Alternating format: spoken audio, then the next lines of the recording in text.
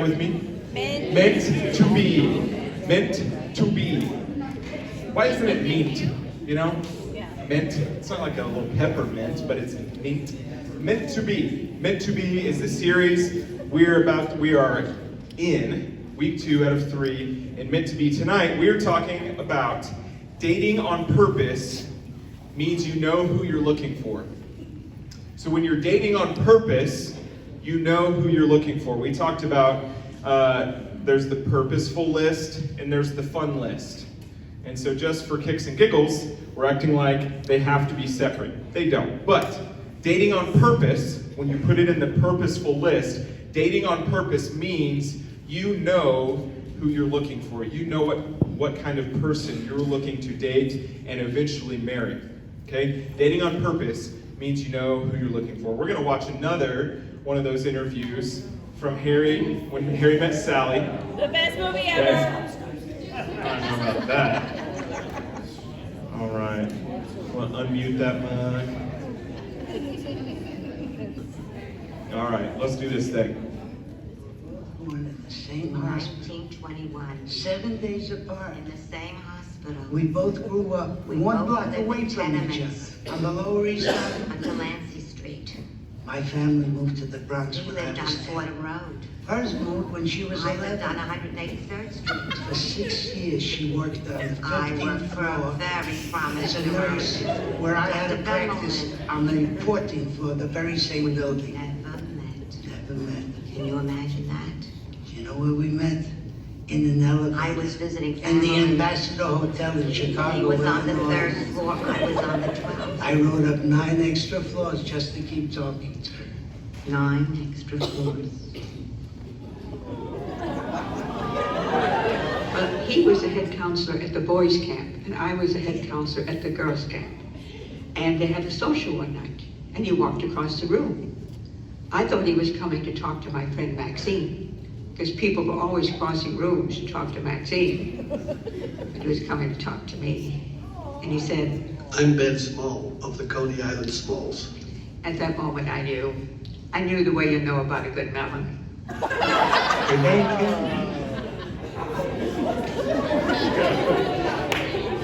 She said, I knew the way you know about a good melon, right? You just know it. You knock on it a little bit, smell it a little bit, you just know, right?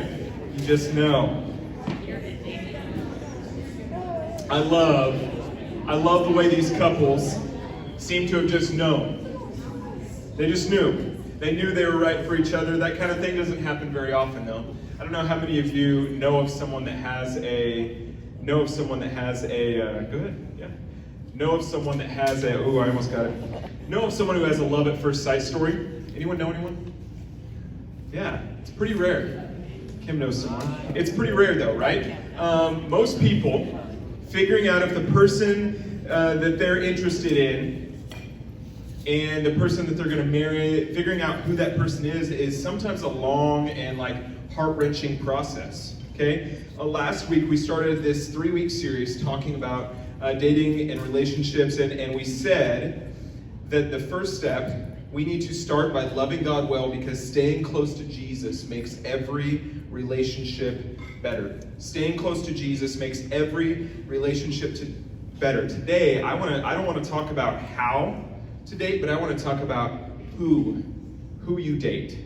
Who you date. Talking about the kind of person that you end up with, okay? And so, to let you in on Megan and I's story just a little bit, it didn't take me long. It wasn't love at first sight. It was, honestly, okay, I didn't plan on talking about this part, but when she added me on Facebook, spring of my senior year of high school, okay? So she was in college already. She added me on Facebook, and she took this silly picture where she had these big old, you remember the bug glasses that girls used to wear, the big old huge glasses? And she had a leopard print scarf, and it was and so when she added me, I was like, ooh, who's this? And I was like, man, if this is what college girls are like get me to college. And so then so that was probably March or something like that, and so we didn't even really interact. besides probably looking through all of each other's pictures. And I had the classic, like, senior in high school on a mission trip with little kids, right? With little kids that looked poor and stuff, and so I was like showing everyone that I'm a Christian, right? So I had that classic thing going on, and so she thought it was awesome. And so probably like May, she messaged me and just told me congratulations on graduation, which was just an excuse to talk.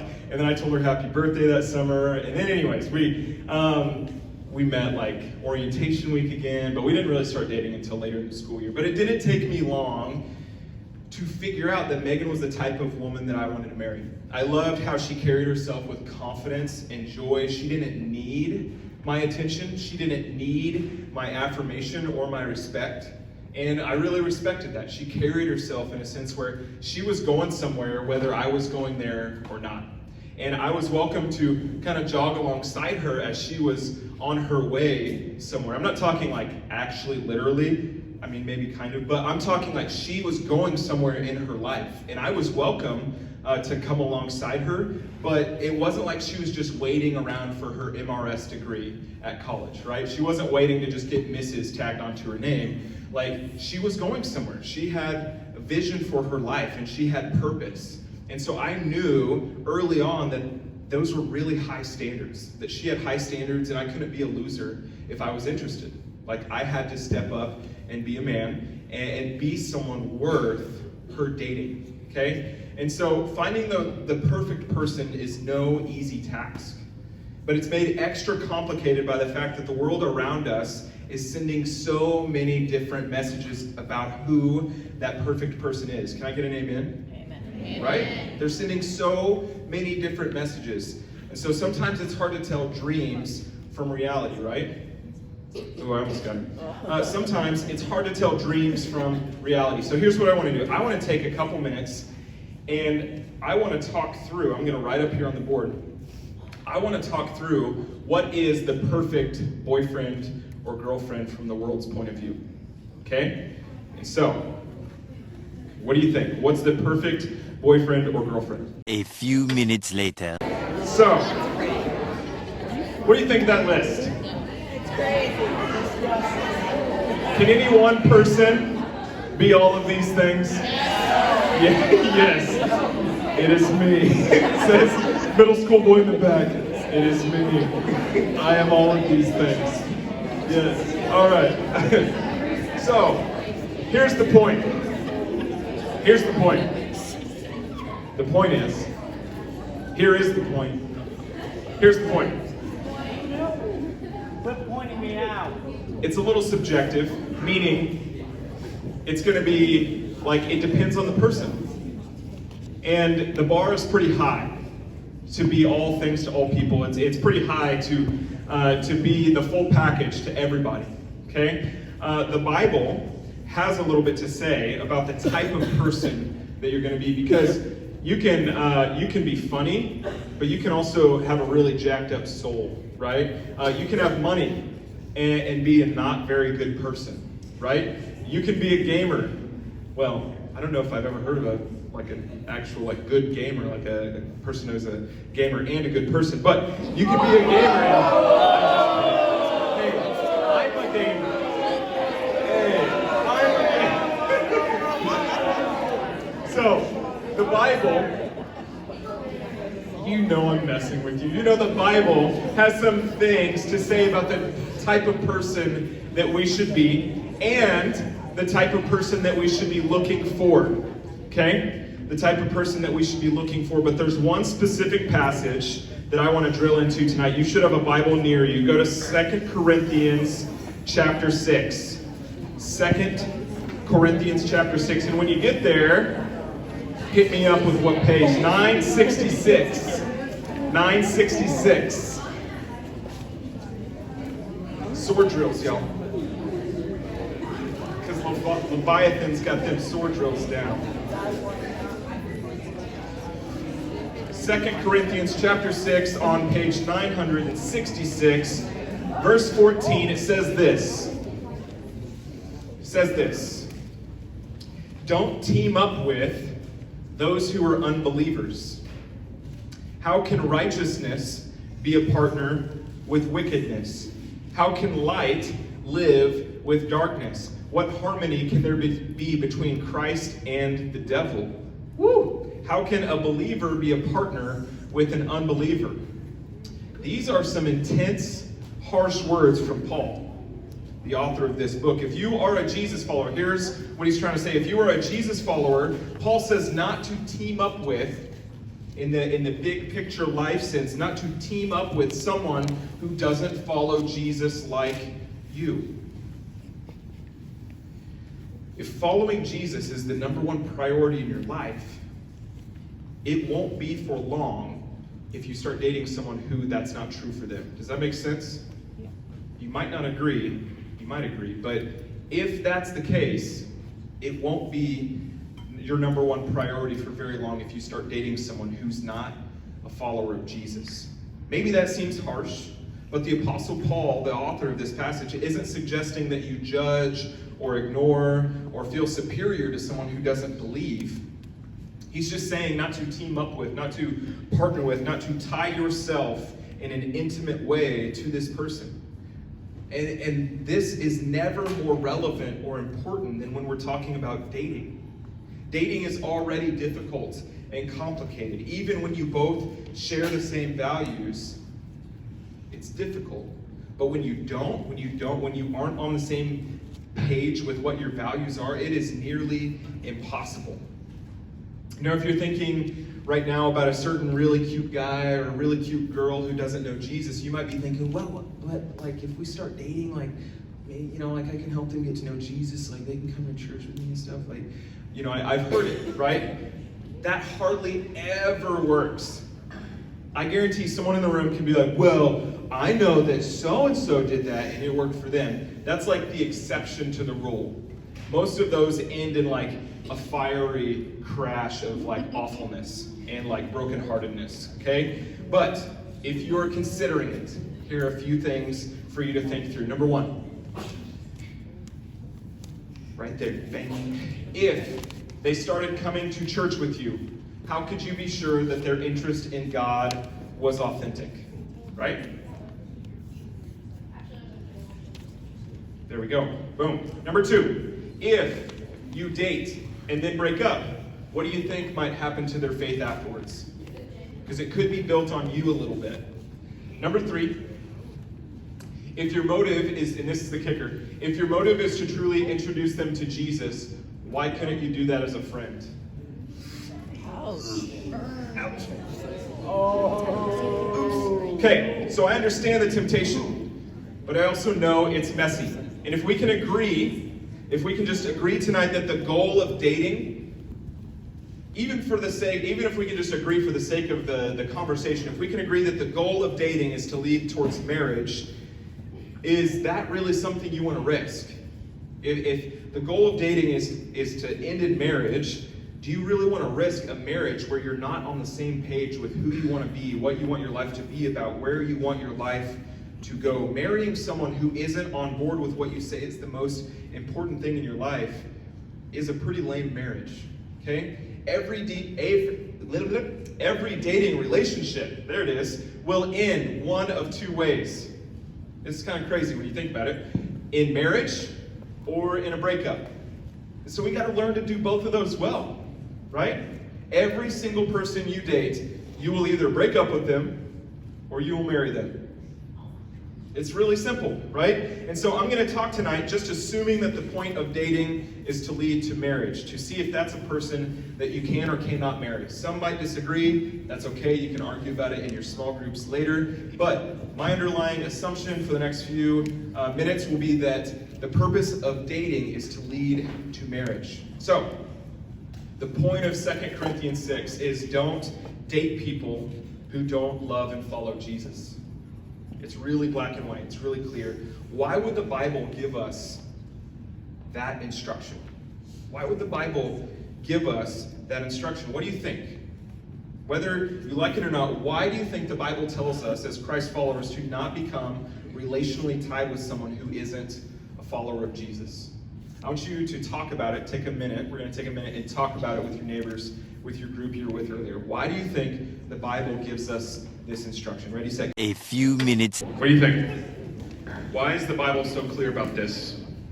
Jake? So in your last sermon about this, it was the last Wednesday, you told us that having like someone is kind of like you can do it, but like it's kind of a distraction from your way to heaven. And so I feel like if you marry someone that doesn't believe in God, who doesn't really like encourage you, then you're just gonna slow yourself down and distract. Yeah, it's good. Logan? It's more accountability being married to someone who is a follower of Jesus. Is that what you're trying to say? Yeah. As Christians, we're supposed to like encourage each other in our faith and stuff, and we really can't do that. Yeah, that's good. Yeah, I mean, if your goal in your life, and this is the deal, it's like, if your goal in your life is to be a follower of Jesus, that's what all this is like founded on. Because some of you might not know if that's what you want to do with your life, is follow Jesus. And so the conversation might be a little bit moot. Like, it might be a moot point at that point. But if your baseline of who you want to be is to follow Jesus, then like you've got to build from there. And so the next step is like, man, if you want to follow Jesus, then the most important relationship in your life, you've got to make sure that it's taking you that same direction. Evan, do you have anything?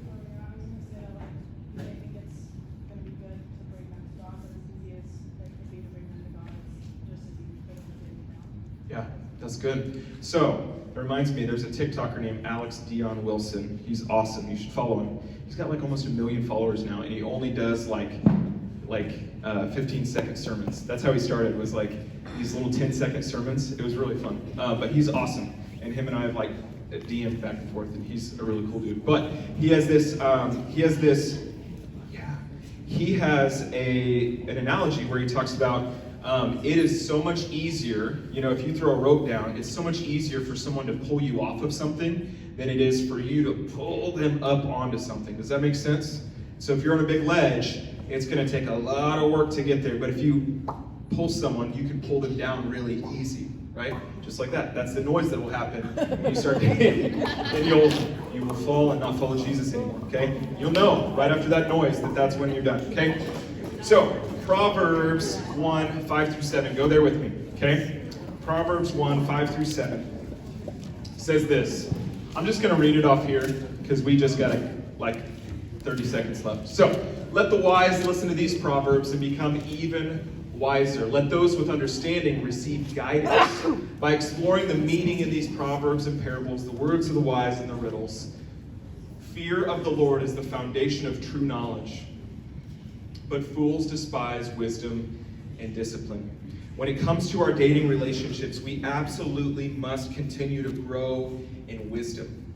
Our relationships impact us and our faith and our futures deeply. We cannot make decisions about them based purely on feeling or attraction.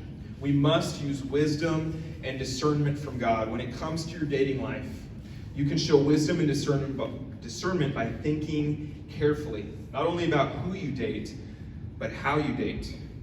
Okay? Dating on purpose means you know who you're looking for. Okay? So, getting practical, I'm going to give you a couple steps, a couple questions you need to be asking yourself. Okay? Number one, who you're looking for. Like we've said, dating on purpose means you know who you're looking for. So set high standards for the kind of person you want to be with, and then keep those standards. Don't settle.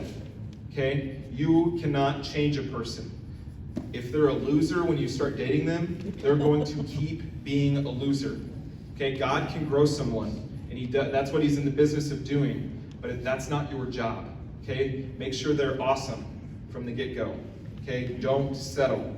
Okay? We have to be honest about what you're looking for, and if your list is superficial, you need to work on your own heart. Okay? Here are a few non-superficial things to consider. Someone you're compatible with spiritually. Okay? That means you are on the same level, you're on the same page, that your life is about following Jesus, and you support each other's spiritual growth. Number two, intellectually. Okay? Don't date dumb people. Okay? When you talk, and you should do that often. Like, that's one of my favorite things is that Megan is my best friend, and we can talk for hours and hours and hours, and I love it, and I feel energized and encouraged afterwards, okay? It means being compatible intellectually means that you feel challenged and energized and interested in your conversation, and so make sure you're on the same page there. Make sure that you are compatible emotionally, okay? Do not date emotionally immature people. Okay, that means that you both feel understood and supported, and you're free to be honest with each other about how you feel. Number 4, socially. Okay, you better not be embarrassed to have them meet your grandma. Okay, like that for real. Like if you're embarrassed for the person you're dating to meet your grandma, that's the wrong person to date. Okay, you should be excited that like, man, this person is amazing. Okay, make sure that you're on the same page, that they're the type of person that you want to be and spend your life with. Okay, the last one is make sure that you are compatible.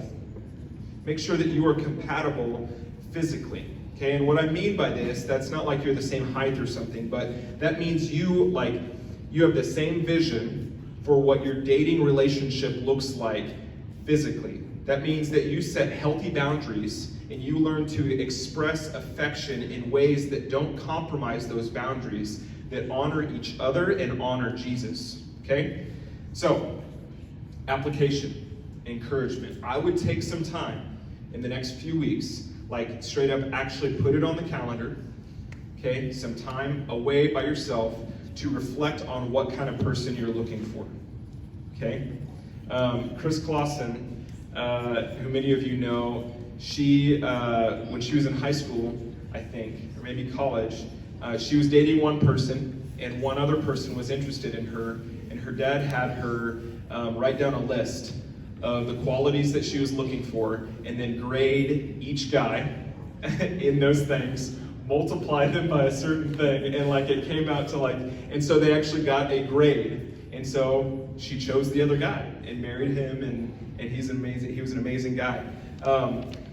And so, I would encourage you to actually make a list of the type of person that you're looking for, and when they don't meet that list, they don't meet the standards, like, don't date them, okay? Second thing, how to break up well, okay? If one of two relationships is gonna end, if it's either gonna end in marriage or a breakup, I want you guys to be able to navigate that well. So this is super important for us to talk through. Even that brand new, sparkly, exciting relationship that you just started has a pretty good chance of someday coming to an end. Okay, so 3 things when it comes to breaking up well. Be personal. Break up face to face, not via text, not on Snapchat with like just a picture of your forehead and be like, breaking up, yo. You know, like, hey, we're gonna break up. Okay, don't do that, okay? Don't ghost them where you like stop interacting. Treat them with respect, okay? As someone who is loved by God, they deserve respect. Number 2, be kind. Tell the truth, but speak with love. Don't give them a fake reason for ending it. Like, I'm gonna date Jesus for now. And then like 3 weeks later, you're dating someone else. Don't say, oh, I don't want a boyfriend right now. No, like give them the real reason, okay? Number 3, be respectful. Keep things private, but not secret. That means you need a close couple of people that you confide with, that you share with, but you're not telling everybody. Does that make sense? Do not post about it publicly on social media. Okay? Okay, number 3. Last thing, who you need to be.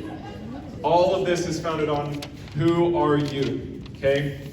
Be someone who loves God, who loves themselves, takes care of themselves well, and who loves others. My encouragement, man, is focus on you until like, grow up a little bit, okay? And when you're ready to get married, then I would start talking about dating, okay? With that said, let's go to small groups.